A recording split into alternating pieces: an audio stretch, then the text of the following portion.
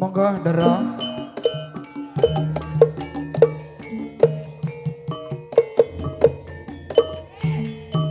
Matane yak-yakan.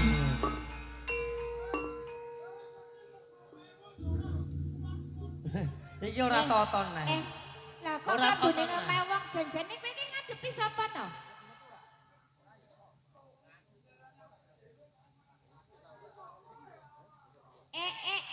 Gembos. Kowe engko nek tak pakakno blorong kowe engko. Lah terus iki wayah udan lho, Bos. Kowe anggere manene aku sak berdedek lho kowe. Gembos kempes. Kowe iki apa ora ngerti to yen to iki bendaramu lho. Mau lak ya kowe iki wis wara-wara yen to ngrantu bendaramu. Lah saiki bendaramu ki rawo. Lho kowe iki ora uluk salam sing apik lah kok malah kaya ngono tindak tandukmu ki janjane kepiye to? Ayo kuwi gorene. Kuwi gorene. Kuwi to. Bocah kok goblok kayak ngene to? Apa kuwi? Ya apa? Ya nek ora kertas ora kanggo ki gawe rene. Wong iki mung kertas wae. Saiki ngene kowe bocah sak kloron nek pepungkuran kae ana gawean sing urung karampungan. Coba kowe kono padha nek gone pepungkuran. Iya.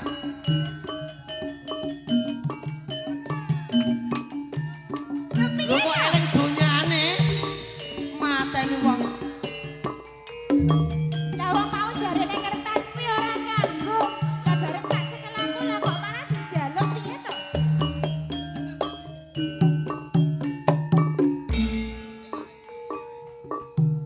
Mbam, Kula Kakang Pendor. iki mau rak wis seneng-seneng kok atur lelipur kanggo warga Mbacin khususe ya to. Khususipun keluarga Bapak Surata adalah Ibu Susanti. Nggih. Ning ya ana luwih sing penting kok, Bang. Ana kewajiban sing luwih penting sing kudu awak dhewe iki diayahi. Nggih, Kakang Pendor. Mbam. Kala wau panjenengan nak ya gremeng-gremeng piyambak, kula menika mireng lho. Panjenengan menika badhe ngrembug kalian kula janjane menika wonten babakan menapa to? Aku ki bingung. Nalika aku babat talasana ning tanah Jawa kae ya to. Aku entuk cecolok, entuk ngawala tiban. Dijaluk sabiyantu marang pawongan kae. Isi surasane kae aku dikongkon ruwat sing kalane putrane. Mulai iki dina aku njaluk ego praktikum aku kudu kok. Mbam. Kakang Pendor. Mbam. Panjenengan tak ingkang ngertosi yen to tiyang ingkang nandhang pangruwatan menika ingkang ngruwat menika ingkang sampun sepuh boten kok ateges sepuh yuswane ananging bab kawruhe ugi. Tamangka panjenengan kalian kula menika lak tasih ketingal muda taruna. Yen to panjenengan nyarujuki pripun? Yen to panjenengan kalian kula sak menika celamur laku gantos jejuluk Kakang. Mbam, Kula yen Kakang aturmu Pendor. kaya ngono aku wis tanggape Sasmita. Supaya iki dina kowe kelawan aku kanggo tuwa-tuwanggane ana ing tanah Jawa kene. Leres. Wiwit dina iki kowe karo aku aja nganggo jeneng Raden, betul kelawan Raden tembe maneh. Anjir. Nanging kanggo jejuluk kaki leghe laline leghe ya, Mbam. Kaki saya sudah dimasak menika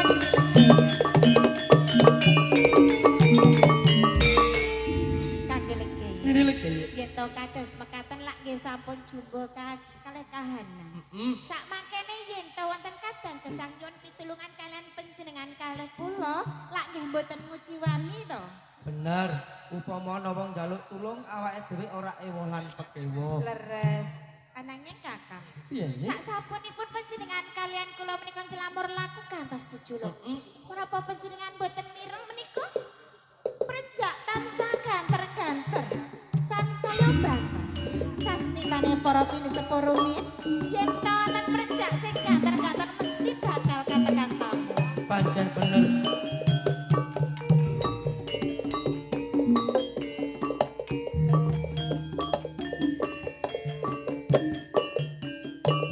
Kaki legaya Ini leghe ya. tumus. Prenjak ingkang ganter-ganter sansaya banter menika sak menika wonten tamu ingkang rawuh. Menapa panjenengan menika sampun tepang tamu menika? Babar pisan aku durung nate tetepangan marang pawongan kae. Nggih. Coba ndak dangune sik ya ini. Sumangga kaki legaya. Assalamualaikum warahmatullahi wabarakatuh. Waalaikumsalam warahmatullahi wabarakatuh. Nun sewu, panjenengan menika paring asma sinten, Pak? Pak Suroto. Bapak Suroto, menika kapernah garwa panjenengan. Paring asma sinten? Susanti. Ibu Susanti. Nun sewu, panjenengan kok kersa rawuh wonten rompokipun kula kalian garwa kula. Wigatosan panjenengan menika napa, Pak? Non sewu dalam talangaturpun Bapak Suroto. Inggih. Setunggal silaturahim kaping kalih badhe nitipke utawi maringke putrinipun wonten kaki legek lan ini legek amargi kagungan sekala julung caplok ken ruwat kaki legek. Oh, ajeng pasrah putri panjenengan. Terus Napa panjenengan sampun ikhlas lahir batos panjenengan, Pak? nggih kelas. Ibu sampun ikhlas nggih. Nek kae coba ditampani to ini. Panjenengan ampun alit ing galih. Amargi sakmangke putri panjenengan badhe kula rengko kados putra kula piyambak. Nun sewu, tasih wonten wigati malih napa sampun karampung, Pak? Nggih sampun rampung. Mbok menawi sampun rakapi mbak kundur sumangga. Assalamualaikum warahmatullahi wabarakatuh. Waalaikumsalam warahmatullahi wabarakatuh. Kang atos-atos.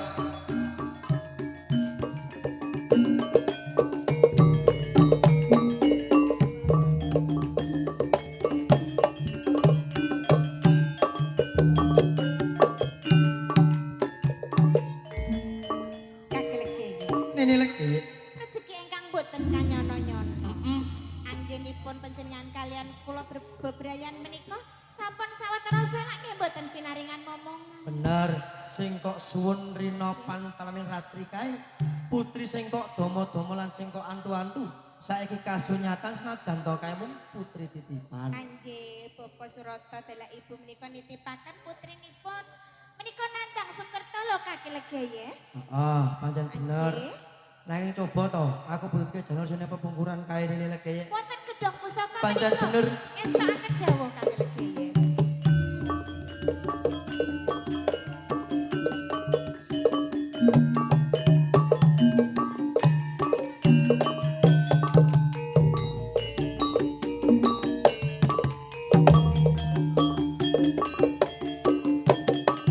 Kaki legeye. Nene legeye. Menapa menika ingkang panjenengan kersakaken kaki legeye? Ora liya ya mung iki sing tak singeti ana ing gedung pusaka lawase 7 dina 7 bengi. Nggih. Janur iki bakal ndak kalontono janggane putrimu kanggo keselamatan Rina lan sak wengine. Oh dados menika badhe dipun kalongaken wonten Coba ndak kalong ya, jangganipun Rin. putri menika nggih.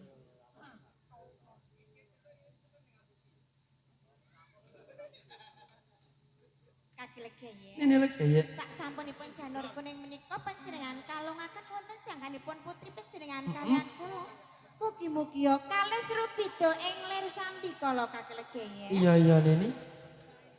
Nanging ngene ya Nini. Pripun? Sekawis tak jone rompok kae anane aku kelawan kowe. Heeh to. Yen ana wae. Yen ana wae dipangan, yen ora ana wae padha poso. Nggih. Ananging sadurunge aku budal ana Kutaraja Nini legeye. Anakmu bakal ndak singit uga ndak sidikara supaya tangga teparo kaya ora mangerteni yen to mung iki putra titipan. Oh dados menika badhe dipun gantos jejuluk. Kados mekaten kaki legeye. Iya Nini. Nggih, sumangga. Firda Maisah Genduk Jelagur. Firda bisa gendok jelatur saiki jelatur. Anjing kaki legeye, amargi gendok jelagur menika sampun dipun slamur laku. Mugi-mugi tangga teparo menika boten mangertosi yen to menika namung putri titipan. Ning ngene ya Nini. Pripun kaki? Yen to iki dina aku tansah enak kabeh anak sajane rompok. Aku kok rasa ora kepenak mergo iki tambahan jiwa. Nggih. Ngono. Aku bakal budal ana Kutaraja. Upama jenengmu tak tinggal sajane rompok karo anakmu apa ya wani. Kaki legeye. Ini legeye. Amargi sampun dados tanggung jawab panjenengan. Nyekapi kebutuhan sandang pangan lan papan. Bener. Ananging panjenengan lak nggih mangertosi yen to kula menika dereng patosa pinter babagan kula wentah bocah menika si Genduk Jelagur. Pramila kula nyuwun kanca rawang kagem njagi keselamatane Genduk Jelagur menika kaki legeye. Nini legeye. Kaki legeye.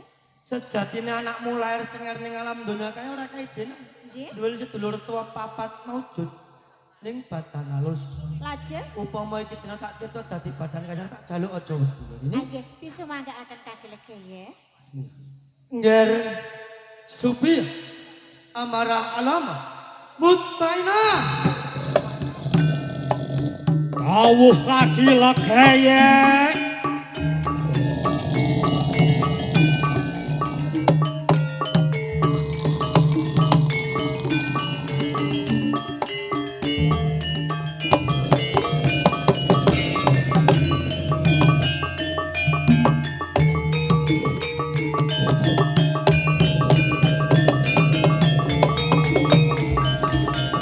Nini legeye. Kaki legeye. Ya iki wujuding seduluring tuwa anakmu si gendut jelakur. Coba ndak dagune sik. Ini Sumangga kaki legeye. biar kowe sak papate supiah amarah olamalan mutmainah. Kawuh lagi legeye. Sekawet kowe badan halus tak cipta dadi badan kasar. Nggih. Iki dina ora tak kone nak kapenak lungguh jebrang selo tumpang paribasane. Nggih. Iki kowe tak kon njaga. Mau kiwa tengene kadang manem uga dadi kanca rowane Nini legeye apa ya saku. Biar Saguh lagi legeye. Nini legeye Kaki legeye. selak kesorean anggonku Butelana Kutaraja. Nggih. Sewang-sewang nandum selamat aku njaluk pamit ini. Ngatos-atos kaki legeye.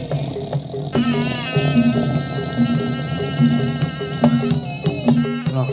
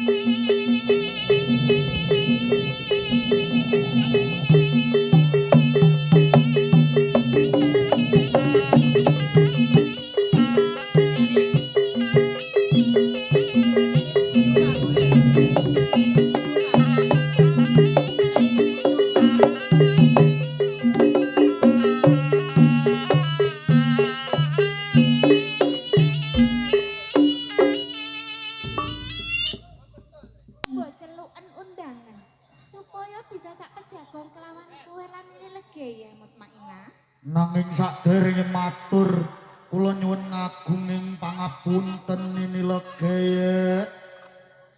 Mutmainah. Dawuh. Kowe arep matur, ananging sakdurunge matur kowe njaluk pangapura. Janjane ana kedadian napa Mutmainah? Lah kok malah sakjroning atiku tansah tratapan kaya ngene Mutmainah. Rikala semono sekawit kaki Legeye dalah Nini Legeye anggene pasrah kadang anem kula. Ing mriki kula nembe gegojekan saantawis kalih kadang-kadang kula Nini Legeye nembe kemawon. Kula ngantuk sak liyepan Nini Legeye ananging anggene kula tangi kula toleh kula sawang kadang anem kula murca Nini Legeye.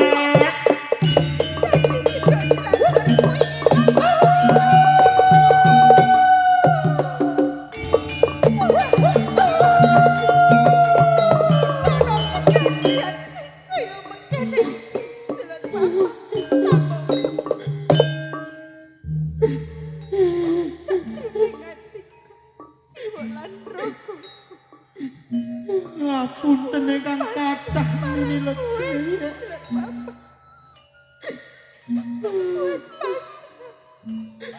Kowe sedulur papat kowe bisa sabiyantu. Jaga keselamatan si kendhok Sragar anange kowe. Kabeh janjimu kowe ora ana kasunyatane babar blas sedulur papat. Kula sampun luput Nini Legeye. Kowe luputmu. Kowe ora ngerteni apa kowe ora kene. Yen tak kendhok Sragar kowe putri sing tak antu-antu tenan. Putri sing tak tomo-tomo. Kowe kabeh apa ya ora ngerteni. Yen tak kendhok Sragar kowe putri titip. Kecewane sakjroning atiku Mutmainah.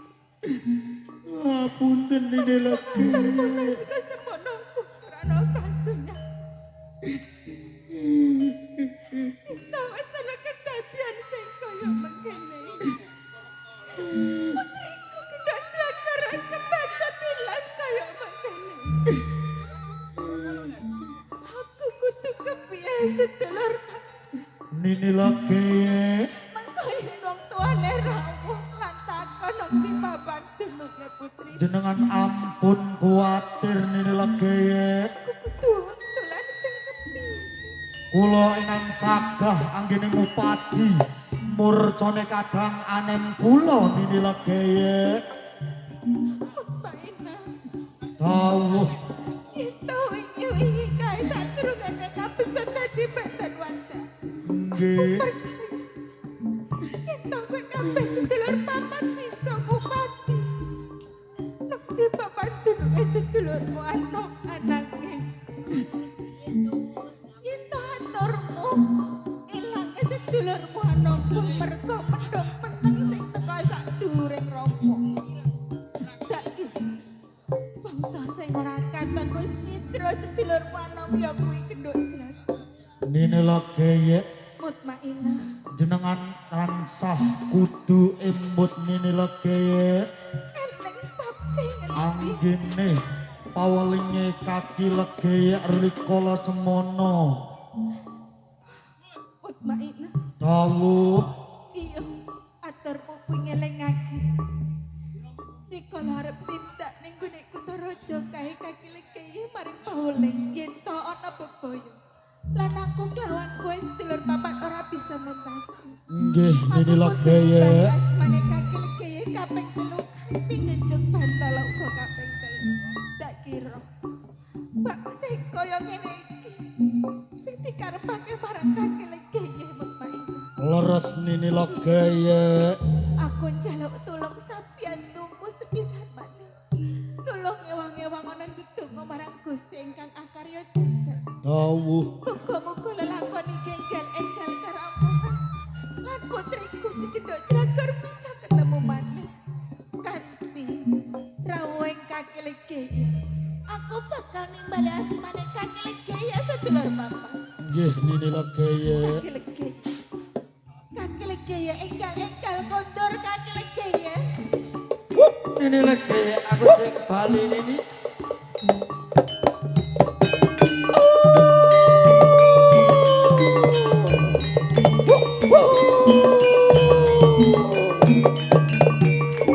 Kaki Legeye. Nini Legeye tak rungokke saka njaba omah padha pating glember pating jerit. Aku lumebu sak jel rompok omah padha ratu mata. Aku ora mangerteni anakmu Kendhuk Jelagur mapan ana ngendi. Kaki Legeye. Nini Legeye Saderengipun kula matur nyuwun agung ing pangapunten Kaki Legeye. Amargi kasunyatan ing dinten menika boten kados ingkang kula lan panjenengan kersakaken. Sekawit panjenengan Kaki Legeye nitipaken masrahaken Kendhuk Jelagur datan kula uga sedulur papat. Ananging wonten kedadosan ingkang boten kula kersakaken.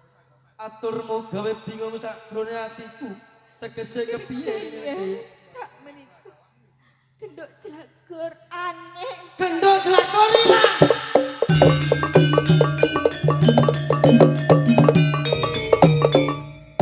Nyuwun pangapunten Kaki Legeye. Kula ingkang lepat Kaki Legeye. Dereng saged dados ibu ingkang sampurna Kaki Legeye. Nini Legeye ing ngarep kowe muni saguh jaga keslametane anakmu nanging kasunyatan iki dina anakmu murca wae kowe padha ora mangerteni. Kaki Legeye. Panjenengan kedah ibu. Sedulur papat ingkang jagi Kendhuk Jelagur menika sampun kabeset dados badan wekdal tamangka. Murcanipun icalipun si Kendhuk Jelagur menika sekawet mendung lelimengan ingkang wonten sakinggilipun rompok Kaki Legeye. Nini Legeye Kula Kaki Legeye. cukup anggonmu tawang-tawang tangis. Tak jaluk siramu munggahno sanggar pamujan. Yen to iki dina kowe karo aku tansah tutuh pinutur bakal ana rampung. Jadi Ajih Kaki Legeye ngestakaken dawuh. Kula bakal nenuwun mugi-mugi Kendhuk Jelagur enggal tak kepanggih. jaluk aja kendating donga Nini Legeye. Biar Oh, Subiah amarah ala malan mutmain. Dawuh kaki legaya. Ing ngarep kowe muni saguh. Njaga keslametane kadangmu ana. Nggih. Nanging kasunyatan iki dina. Kadangmu murca wae kowe padha ra mangerteni. Ngapunten. Kowe sing duweni aji gondo pangros lan panglimune. Dawuh Kowe iso golek ana ngendi? Papan dunuhe kadangmu ana. saguh kaki legaya. Lan kowe kabeh aja tansah enak kapenak sak dene rompok. Nggih. Memang lakune mutmainah supaya bisa baline kadangmu nang pengarepane kaki legek kaline legek. Nggih. Aja mung taun ana windana ana bebasan. Tak jaluk iki dina enggal. Budala wis bagus. Dawuh kaki legaya.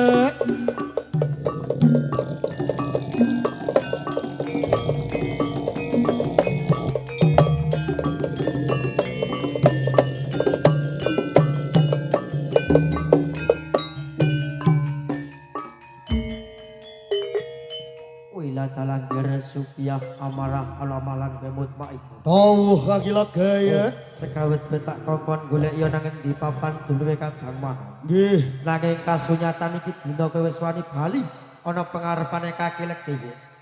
Malah kaporong nyirit payaman kang gegel supaya mangke mutmainah. Dawuh Apa kang dadi sediamu? leres kaki legaya.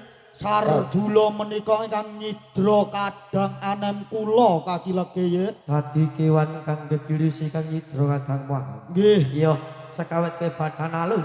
Iki dina ndak cipta dadi badan kasar. Nggih. Bakal ndak cipta dadi badan halus malah kanggo kekuatane jiwa ragane kadang mah. Dawuh. Mula rasa kaswane iki dina enggal lebonana kata bagus. Dawuh kaki legaya.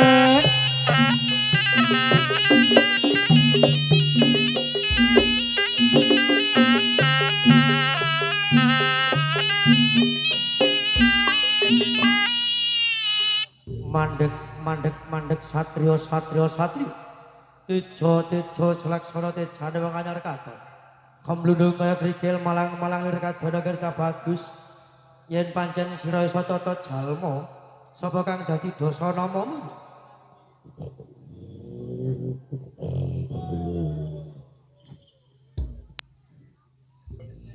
Wong gedhe dhuwur ana barang tambuh marang aku. Tanah Prajawa iki ora ana loro, uga ora ana telu. Yo mung sawiji aku sing kena diarani Sri Bathara Kala Grapsayuta. Bali saka ngendi wong gedhe dhuwur saka ngri papan padunungan wae. wis jamak lumrahe menungsa urepan pinakon sak tekeng marga catur. Ya kowe iki kaki legek kang dadi sesingit kuwi kerja bagus. Aki legek. Yen kowe wis lali marang aku wis lumrah. Neng, kowe wis mesti wae ora lali marang suaraku. Iya. Rikala semono, aku duwe gelar Senopati. Agung ing tlatah kerajaan Majapahit. Jejuluk Raden Gembong Kamijaya. Kaki legek. Nembaran. Adang bukan dicip. Kebo sapi iki damai-damai. Neng, wis kok biset.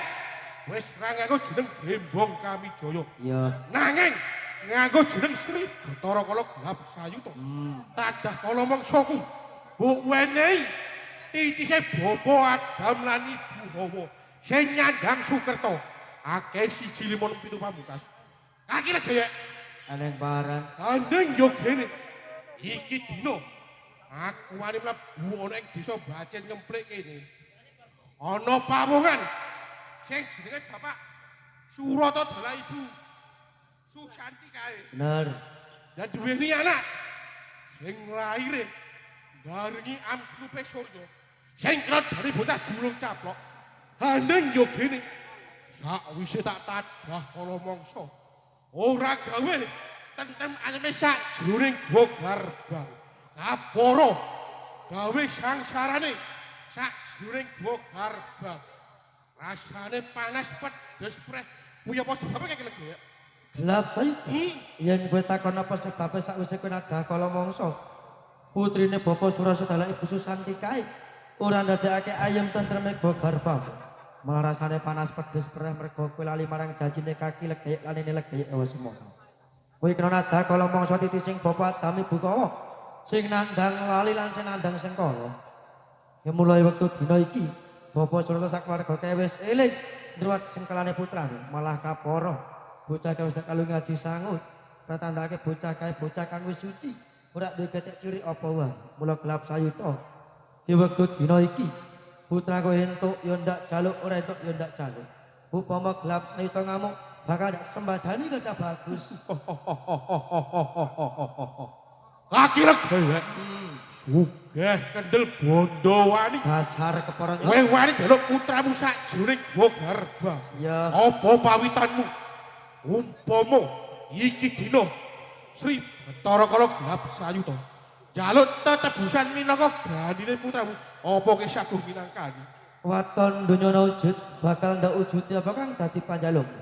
Kowe njaluk Mas Picis Raja Brana busana sing babar kaya waton siji. Aja mudune lintang kelawan rembulan kae kerja bagus. Kaki legek. Aku ora njaluk Mas Picis Raja Brana. Busana patih gemebyar ya ora. Rehne putramu Kiraga sing kekandilan nyawa kapanjenengan sukma. Minangka ganine raga sing kekandilan kapanjenengan sukma. Sing nganggo sarwa seta kang aran pitik putih siji cacahe. Kuwi sing kapisan. Kakangka loro. Ing angka loro beras sak fitrah bumbu pawon sak cukupe. Angka telu. Ing angka telu mori putih sak dedeg sak pangawit. Iya. Ora esuk ora suryen kaki legek saguh ngujudi penjalane Sri Bathara Kala gelap sayuta. Putramu bakal tak luar iki legek. Ing ngarepe wis tak kandhakake waton donya wujud bakal ndak wujud apa kang dadi panjaluk. Putriku kok luwake esuk tak wujudi esuk kok luwake sore bakal ndak wujudi sore kerja bagus. Kaki legek. Aja kesuwen mundur orang jangkah tampan. Tak tampanane kerja bagus.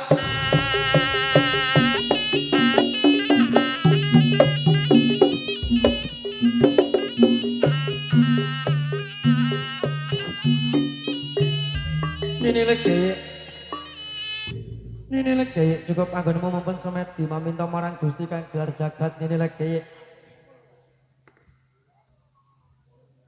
Saiki putrimu wis bali ana pangkonmu nini legeye. Walah keturun napa? Iki dikon ndonga kok ya malah turu.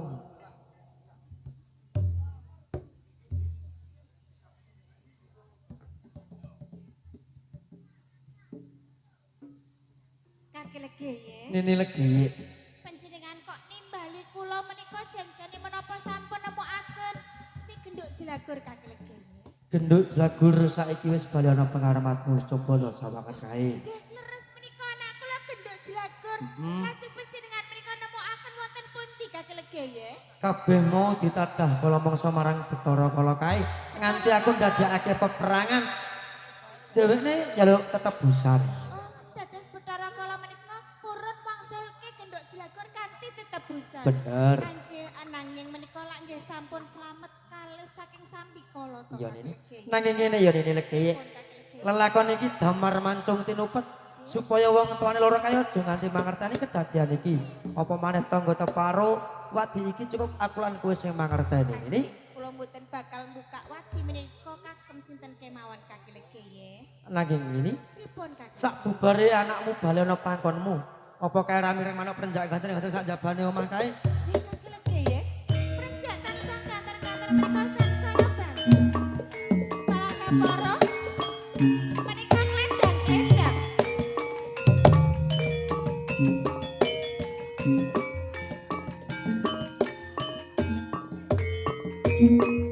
Menika lak nggih Bapak Surata dalah ibu to kaki legeye. Bener.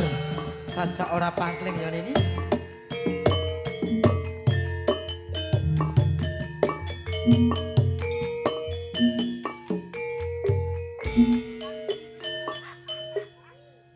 Assalamualaikum warahmatullahi wabarakatuh. Waalaikumsalam warahmatullahi wabarakatuh. Kula mboten pangkling menika Bapak Surasa dalah Ibu Susanti nggih. Terus Panjenengan kok tebih sangat saking dusun Bacin malah kapurih beto kados ngaten menika janjane kagem napa, Pak? non sewu dalam Nggih. kalang aturipun Bapak Suroto setunggal silaturahim Nggih. kaping kalih badhe maringi bebungah utawi tetebusan wonten kaki legek lan nini legek amargi sampun kula wentah putrinipun. Nun sewu sing maringi bebungah kula minangka sedekah panjenengan. Terus Napa panjenengan sampun ikhlas ler batas panjenengan, Pak? Ibu sampun ikhlas. Nggih sampun ikhlas nggih, Bu. Oke, kayak coba kampanye tahun ini. Kula matur nuwun ingkang tanem pepindhan nggih, Pak. Mugi-mugi rezeki panjenengan kados toya kang milih kae. Lumintu mboten wonten telasipun. Nuwun sewu.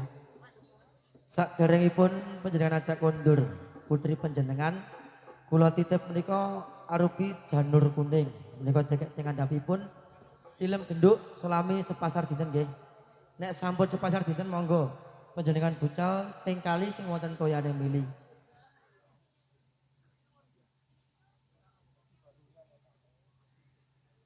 Kanthi waosan bismillahirrahmanirrahim.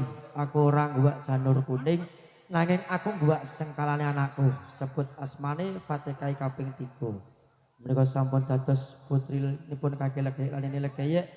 Kula tambah jimat asma genduk jelabur. Mangke teng griya timbali nggih, Pak.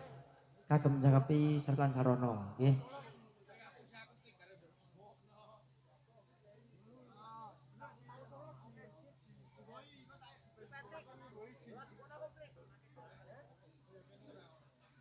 Nun sewu. Tasih wonten pakalian mas napa sampun karampun. Sampun nyurakapi. Mbok menawi sampun nyurakapi Pak Ajeng kondur sumangga sewang-sewangan adem selamat. Assalamualaikum warahmatullahi wabarakatuh. Waalaikumsalam warahmatullahi wabarakatuh.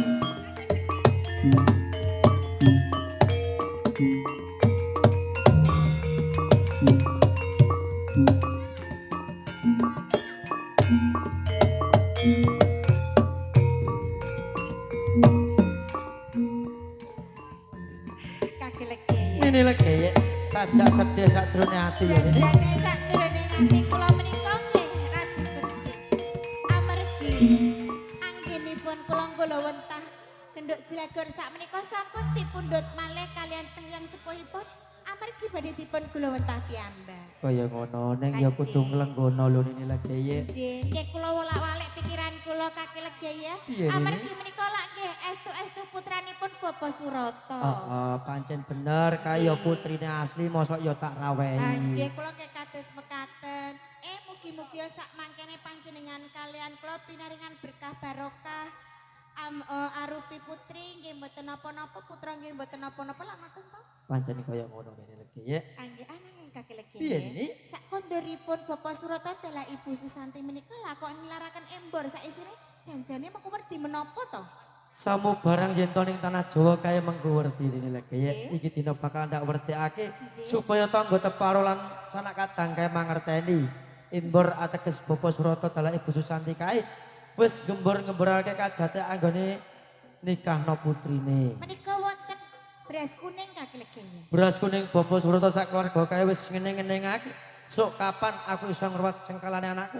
Iso ngomah-ngomahno anakku. Alhamdulillah kasunyatan wis kelaksana. Anggih wonten wajib menika mengko werdi menapa? Wajib wis dadi kewajibane wong tuwa loro ana tetembungan anak polah bapa kepradan Nini Legeye. Lajeng kembang setamat menika Kaki Legeye. Kembang setaman mugia Bapak Surata sak keluarga pinayungan iman rezeki ingkang kathah halal dalah barokah. Amin. Uga wonten godhong alang-alang apa-apa ugi godhong kluwek Kaki Legeye. Godhong alang-alang lan godhong apa-apa.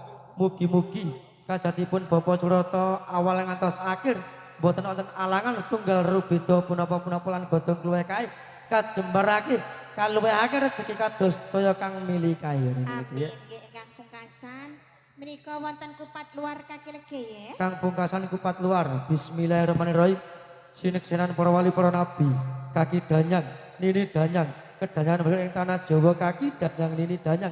Kedanyangan baru ing dusun Bajen Kemplek. Ugi sineksenan sedulur papat Kakang Kawah Adi hari-hari Sukiya Amarah Olamalan Butmainah. Ugi sineksenan keluarga besar barengan Wahyu Macan Jaya. Ateges kajatipun Bapak Surata dalah Ibu Susanti ing sonten menika sampun luar kersane Allah.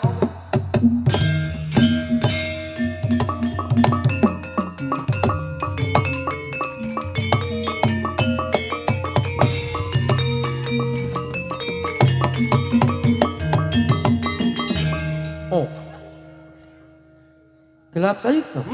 Sing gede pangapura marang Kaki Legeye lan Nini Legeye. Tak wong ini. Yen ana bebaya saka wetan Tak oyak saka kulon tak bareng ngit. Saka kula. Tak oyak saka wetan tak bareng ngulon. Saka lor. Tak oyak saka kidul tak bareng ngalor. Saka kidul. Tak oyak saka lor tak bareng ngidul. Bagus kiblat papat wis kok adepi. Sing kok jaluk pitik putih mundur sak bakal ndak ujuti kerja bagus.